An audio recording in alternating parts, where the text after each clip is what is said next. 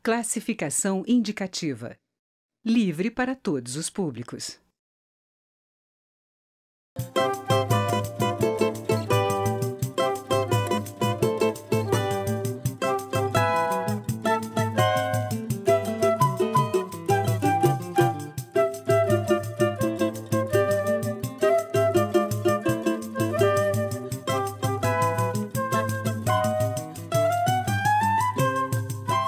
Olá!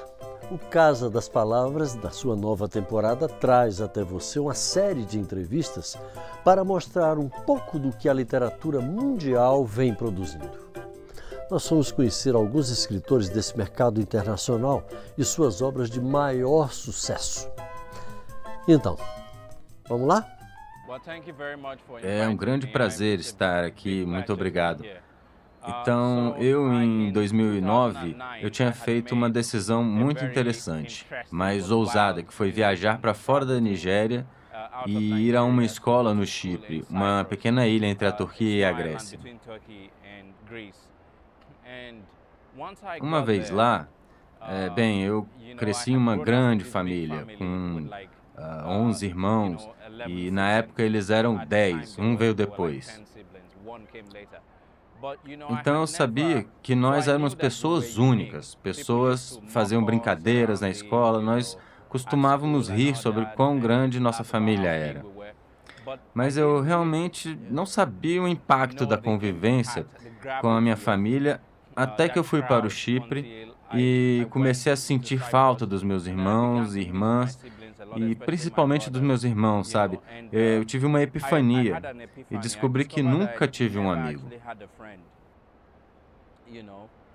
Então, todos aqueles novos estudantes chamando seus amigos e meus irmãos têm sido tão perto de mim que eu nunca tive a necessidade de ter um amigo fora de casa. Então, eu queria escrever uma história sobre irmãos com esse relacionamento de sangue e suas complexidades.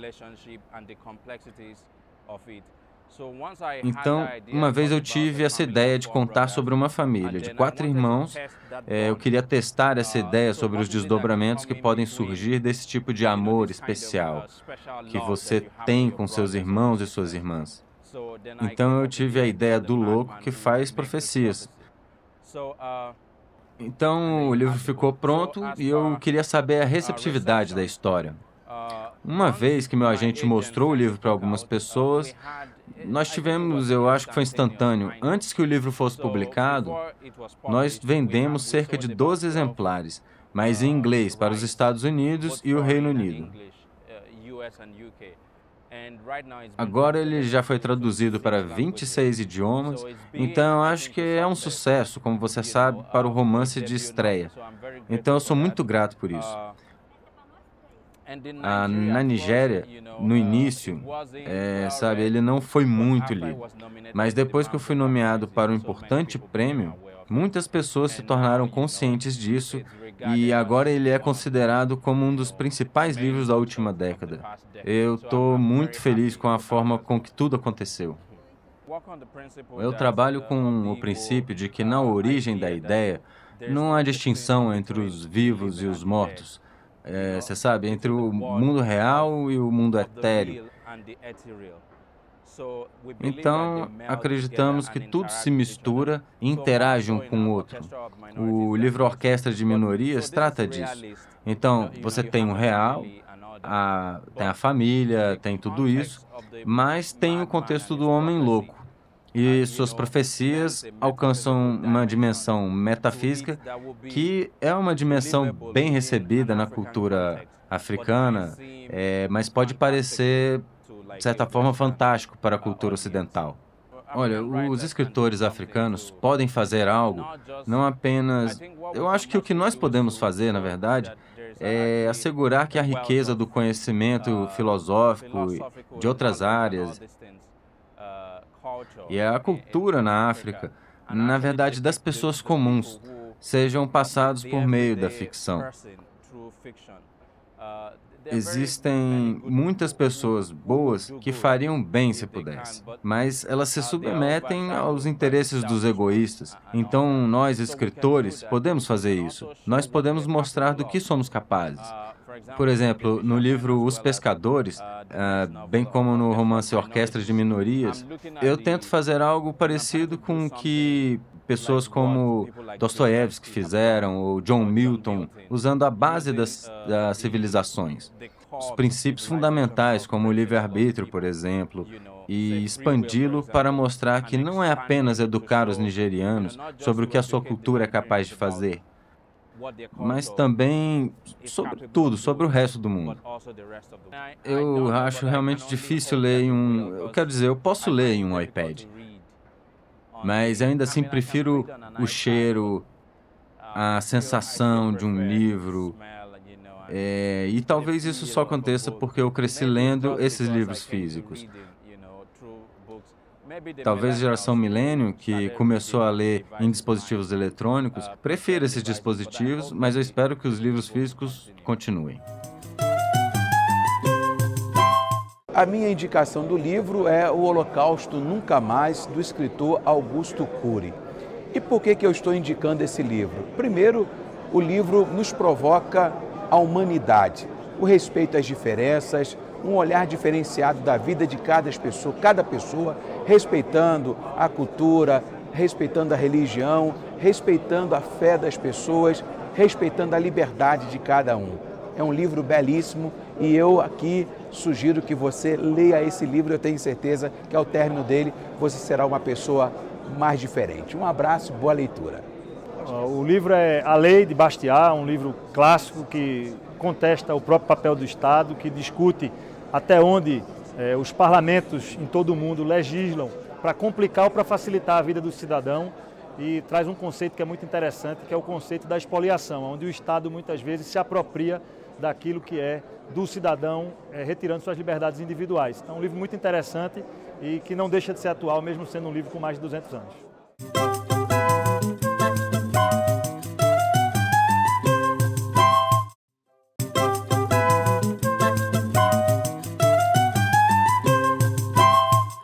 Olá, estamos de volta ao segundo bloco do Casa das Palavras. Depois de décadas de lutas das mulheres pela independência, elas devem renunciar a tudo em nome da maternidade? Ter filhos, em vez de opção, tornou-se uma obrigação para as mulheres? A escritora chilena Lina Meruane discute essas e outras questões no livro Contra os Filhos. Lançado no Brasil pela editora Todavia, o ensaio de Lina Meruane adverte para o retorno de um modelo conservador que pretende devolver as mulheres ao antigo confinamento doméstico. Lina, obrigado por vir ao Casa das Palavras. Muito obrigado pelo convite. Eu começo te perguntando aquela questão que a gente estava conversando antes aqui da entrevista, as mães, né, as mulheres mães, né, que hoje, além de ser mães, tem que ser também trabalhadora, lideranças nas áreas onde atuam, quer dizer, sobrecarregaram as mulheres, no entanto, elas continuam tendo que fazer tudo o que faziam antes. Esse acho que é a questão central do seu livro, não é? É um livro que se chama Contra os Filhos, especialmente porque aparece em uma coleção contrariante, uma coleção em que todos os ensaios são contra algo. Daí por que esse nome? Mas é um olhar muito mais amplo sobre a situação das mulheres contemporâneas. Faz uma pequena revisão do passado, mas, sobretudo, mira esse problema. As mulheres se liberaram, adquiriram mais direitos, não apenas deveres, mas também, nesse momento contemporâneo, porque adquiriram direitos de liberdade, de poder trabalhar, de poder falar, também houve um contragolpe social. É isso que estou analisando. Um contragolpe que volta a colocar ênfase na maternidade, para reduzir os direitos adquiridos das mulheres. Existem motivos históricos e sociais. Eu também examino como muda a figura do filho histórico e socialmente. Sim, é uma coisa interessante que eu vi no livro, quer dizer, as crianças no passado eram uma coisa e hoje são outra, né? Os adolescentes também, né? Isso, de certa forma, transformou os pais, você usa a expressão assessores. Os pais passaram a ser as mães, os pais passaram a ser assessores dos filhos, né? Por que isso aconteceu, Lina? Existe um olhar histórico transversal e o que vi e o que falo também no livro é E os filhos, em um primeiro momento, e principalmente no ambiente rural, de maneira geral, eram parte do sustento econômico da família. Portanto, eram adultos pequenos que tinham só deveres e nenhum direito. Não estou dizendo que isso era bom, mas é uma leitura histórica.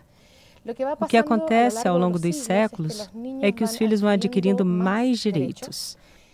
O período da infância se estende e aparece na modernidade um novo lugar, uma nova categoria, que é o adolescente. E o adolescente começa a ocupar um rol. Antigamente a criança ia direto para a fase adulta sem passar pela adolescência, né? Claro, então temos a infância e a adolescência com cada vez mais direitos sociais, políticos e cada vez mais protegidos, porque a situação da adolescência sempre foi marcada pela falta de proteção e pela violência. Nessa superproteção do Estado e da sociedade, o que acontece é que as figuras do filho e do adolescente vão adquirindo só direitos e perdendo deveres. Nesse período histórico, os pais vão adquirindo muito mais deveres e menos direitos. Essa relação fica descompensada. No Brasil falamos crianças ou jovens mimados. Sim, jovens mimados. Na Espanha, os sociólogos usam a expressão filho tirano ou imperador da casa. É uma figura problemática, porque também são filhos malcriados, cheios de direitos e violentos, dependendo do contexto e do lugar. E o aumento da criminalidade dentro de casa, da violência dentro de casa, dos filhos contra os pais e mães, teve um crescimento exponencial.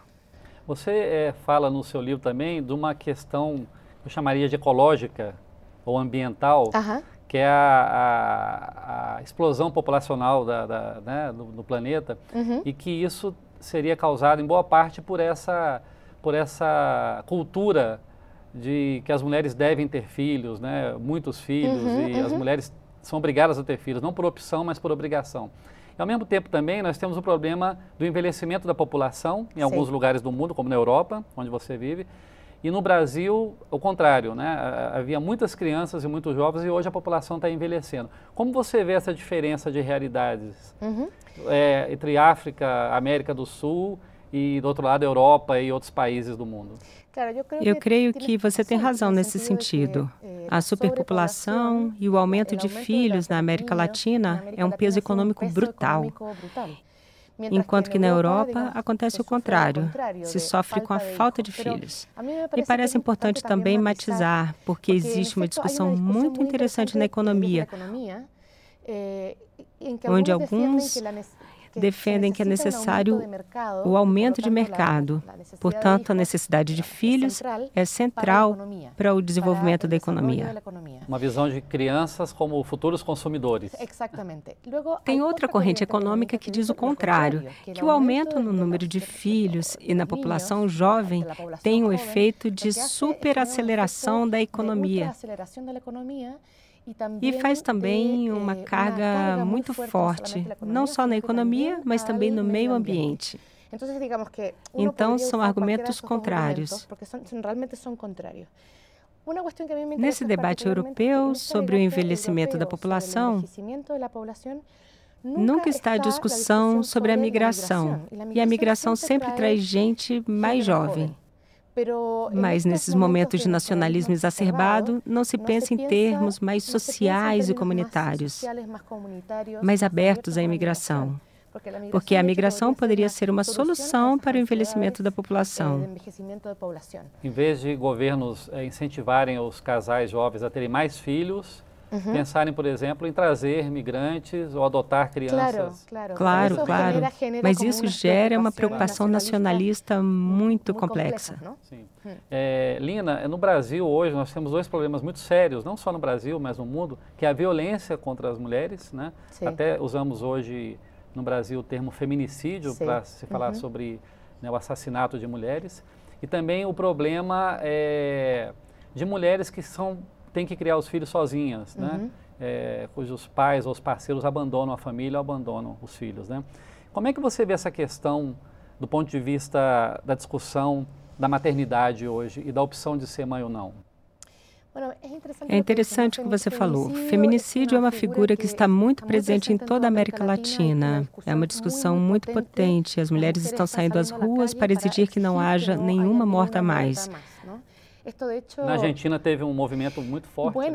Na Argentina foi onde começou. Mas o que aconteceu é que esse movimento se multiplicou e está em todas as partes, no Chile, no Peru, no México, imagino que talvez no Brasil também. Há um efeito de contágio, porque de fato as mulheres estão sofrendo muita violência e muita violência invisível. O feminicídio e o assassinato são crimes invisíveis. Mas, fora isso, existem outras instâncias de violência que se dão, como se diz, do pescoço para baixo. A violência psicológica, a ameaça constante. E mesmo entre pessoas que eu conheço, das classes médias e altas, esse elemento também está muito presente. Me parece que podíamos incluir dentro dessa violência os pais que abandonam os filhos. Não só o abandono físico, mas também o abandono econômico dos filhos. Isso sobrecarrega demais a vida das mulheres. Eu diria castigo por separação, que consiste em não ajudar as mães dos filhos de uma outra pessoa. Me parece que é um problema que o Estado deve pensar um pouco mais.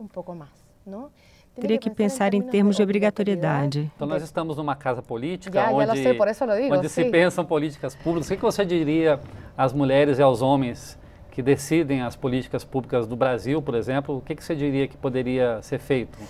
Me parece que um dos problemas da maternidade é que ela é pensada como um problema privado e um problema privado da mulher. Eu penso que temos que começar a deixar de falar tanto da mulher e falar coletivamente, para exigir que o Estado tome consciência de que o tema da paternidade e da maternidade não são temas privados da família, são temas públicos. O Estado regula, por exemplo, a possibilidade do aborto e o direito da mulher de decidir sobre seu corpo, e aí incide diretamente sobre o corpo das mulheres. Também deveria considerar que a maternidade e o cuidado dos filhos e a paternidade é também um problema do Estado. E o Estado deveria ser mais solidário com a família. Deveria obrigar as empresas privadas a cuidarem dos filhos enquanto os pais trabalham. Deveria exigir da empresa privada e pública um tempo, não sei como se chama aqui no Brasil, para que as mulheres tenham tempo livre com seus filhos, e os pais também, e que eles se alternem. Ter uma visão mais política sobre o tema dos cuidados com os filhos. E isso na Europa existe, né? Isso existe mais. Sempre há um debate entre direita e esquerda sobre cortar ou aumentar esses direitos em cada lugar. É variável. Me parece importante também que o Estado cuide da educação dos filhos. Não sei como é no Brasil, mas no Chile a educação foi privatizada e também em outros lugares. Então o custo dos filhos aumentou. Então, ao mesmo tempo que o Estado quer reduzir ou aumentar os filhos, as políticas públicas não estão de acordo a esses impulsos estatais. Acaba que as mães e os pais, às vezes, precisam trabalhar mais para garantir a educação que se tornou cara para os filhos, né? Sim, de fato, as mulheres agora têm mais trabalho, mais deveres e estão mais sobrecarregadas. E também o que está passando, me parece que de forma transversal, é que a mesma política do capitalismo está reduzindo as conquistas sociais. O estado do bem-estar social retrocedeu. E ao retroceder, sobrecarregou mais a família. Me parece que existe aí um desequilíbrio que os políticos e as políticas devem tomar conta. Nina, o que você diria para uma mulher que está em idade fértil, né? Mas que não quer engravidar, né? Que sofre pressão da família, pressão social para ter filhos, mas acha que esse não é o momento ainda de tomar essa decisão. O que você diria para uma mulher que está nessa situação? Não sei se seria o caso de dar conselhos pessoais. Prefiro pensar em uma situação abstrata e de uma forma geral. Mas sim, eu falo no livro sobre a presença dessa pressão. Seu livro ajuda a pensar sobre esse assunto. Sim, de fato. E penso um pouco também sobre a agressividade desse discurso social em torno da mulher fértil ou daquelas que já passaram da idade fértil e decidiram não ter filhos. A ideia do livro é pensar como se articula essa linguagem, como se articula essa pressão, que vem de muitos lugares. São discursos que vão se articulando em conjunto e que, portanto, se normalizam a tal ponto que é difícil aceitar. Me parece que a minha colaboração com o livro é apontar os lugares e os modos de onde vem essa pressão, para que uma mulher entenda que quando a sogra, o marido ou a colega fala sobre a maternidade, que isso é uma forma de pressão social e que ela tem direito de dizer que não. Não é porque uma mulher tem a capacidade de ser mãe que ela tem que exercer essa capacidade. Uma amiga me dizia, e isso está dentro do livro, se eu não tenho talento ou possibilidade para ser violinista ou para ser atleta olímpica, isso não significa apenas que eu não queira. Significa que eu não tenho que me converter em violinista ou em desportista olímpica. Eu posso me dedicar à medicina, ou à pedagogia, ou enfim. Talvez esse seja o conselho para as jovens mulheres férteis. Ter a capacidade não significa que você tenha a obrigação. Capacidade de escolha sem ter obrigação de seguir um padrão que já existe, né? Sim. Lina, você além desse livro, que é um ensaio, né? Um ensaio sobre o tema de ter filhos ou não, você também é escritora de ficção. Sim. Você lançou uma novela no Brasil, não é isso? Sim. Fala um pouco sobre esse livro. Sangue nos olhos? Como é que chama em espanhol? Sangue no olho. Em espanhol está no singular. É um romance que originalmente foi lançado pela editora Cossack Naif, que lamentavelmente desapareceu. E agora acaba de ser reeditado por outra editora que se chama Ceci. É um romance que, a partir de uma experiência pessoal, que foi haver perdido a vista por 2 meses, e a partir dessa crise com a perda da visão, penso o que acontece dentro de uma família e também na relação afetiva dessa mulher, e também pensa como isso pode ser lido em relação ao Chile e Nova York, porque é uma menina que acaba de chegar a Nova York, saindo da ditadura chilena. É a minha reflexão também sobre o contexto social e político que deixa certas feridas na sua memória. Como é que você vê hoje a questão da ficção no Brasil, na América do Sul, no mundo hoje? Nós estamos vivendo uma série de coisas novas, né? Hoje se fala em autoficção, Sim. se fala numa mescla de formas de se escrever, né? Como é que você vê hoje o estado atual da ficção no mundo? Te diria primeiro que a autoficção não é nova, ela é muito antiga, é um recurso cervantino. Vejo como uma maneira lúdica de mostrar que o autor está em algum lugar nesse texto, mas ao mesmo tempo ele se separa do real, que é o caso do meu romance, onde o personagem se chama Lucina, mas assina seus livros como Lina Meruane. É como um jogo para dizer que algo de mim está aí, mas ao mesmo tempo que isso é um romance.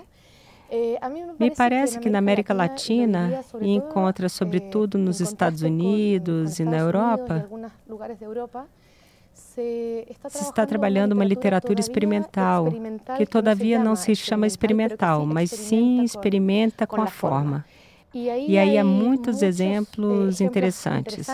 A nova geração tem tido muita liberdade, principalmente liberdade entre gêneros, ou com os gêneros, juntando gêneros. Sim, essa é a grande novidade, vamos dizer, do século XXI. Claro. Né? Isso é uma dor de cabeça para os editores, porque eles tentam classificar os livros como romance, poesia, ensaio, memória, e de repente há movimentos entre gêneros que são de difícil classificação. Não sei, de um gênero para um livro. Sim, porque o realismo fantástico na América Latina foi muito forte, né? Sim. Marcou um período muito longo e acho que o fim disso aí, ou assim, a complexidade do momento hoje, a gente não tem mais onde definir, onde colocar. Que literatura é essa que se faz na América Latina, né? E você que mora fora, assim, você vê que se exige, continua se exigindo dos escritores da América Latina que se escrevam algo assim, fantástico. Você diz sobre a literatura atual? Sim. Existem alguns seguidores dessa corrente, mas me parece que a literatura em geral, nos Estados Unidos, tem um corte muito realista e linguisticamente não tão atrevido, como as literaturas que estão se escrevendo na América Latina. Então as de cá são mais atrevidas do que as de lá?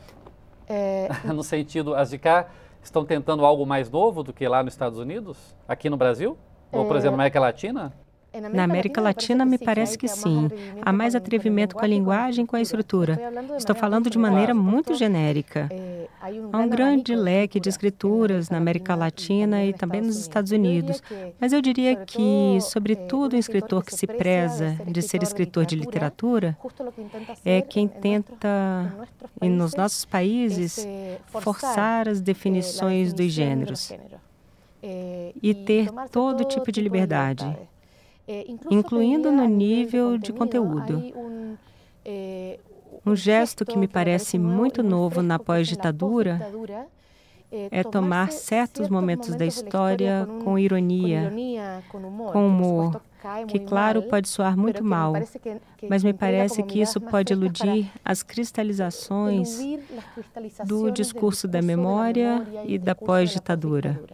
Isso sempre resulta problemático, resulta tenso, mas também resulta em algo interessante, porque também a memória... A ironia sempre corre o risco de ser mal interpretada, né?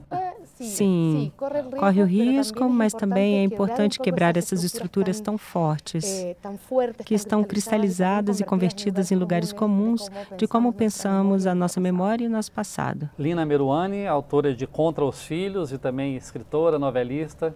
Obrigada aqui por vir ao Casa das Palavras, tá? E sucesso na divulgação da sua obra no Brasil. Muito obrigada. O Casa das Palavras termina aqui. Escreva pra gente, o nosso e-mail é casadaspalavras@câmara.leg.br. Então ligue 0800 619 619, é de graça. E se você quiser ver este ou rever outros programas, entre no nosso endereço eletrônico câmara.leg.br/Casa das Palavras. Obrigado pela audiência, boas leituras e até a próxima.